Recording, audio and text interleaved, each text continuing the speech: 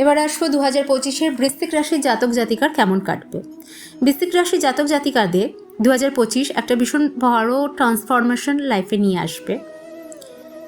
সমস্ত ভয় এবং যার যা বোঝা ছিল সেগুলো থেকে বেরিয়ে আসার বছর এটা। নভেম্বর থেকে অ্যাবান্ডেন্স আসবে। শারীরিক এবং মানসিক অনেকটা ফিট ফিল করবেন।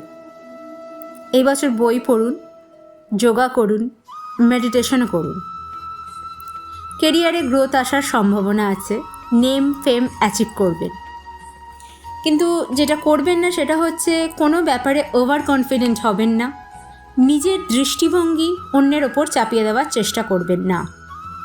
কোনো কিছু নেশার পর্যায়ে নিয়ে চলে আসবেন না। ইনকামের কোনো নতুন সোর্স তৈরি হতে পারে।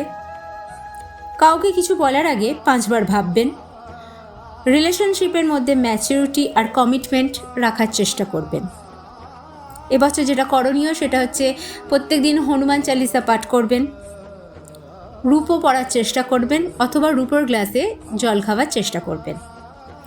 পারলে বানরদের খাওয়ানো এই বছর আপনাদের জন্য খুব ভালো। সকলে ভালো থাকবেন। রাধে রাধে।